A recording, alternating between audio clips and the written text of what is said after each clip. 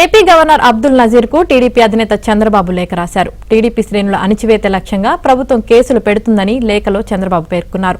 YCP ప్రభుత్వం వ్యవస్థలను రాజకీయ కక్షల కోసం వాడుకుంటూ టీడీపీ శ్రేణులను వేధిస్తుందని మండిపడ్డారు.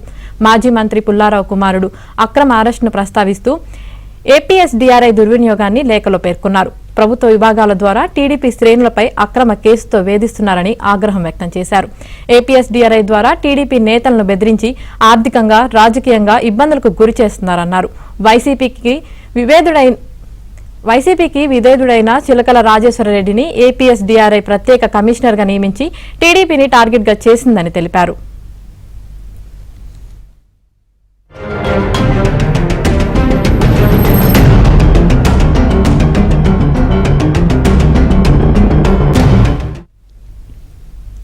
ఎమ్మెల్యే ఏలూరి సాంబశివరావును కూడా ఇబ్బందులు పెట్టారని లేఖలో చంద్రబాబు పేర్కొన్నారు.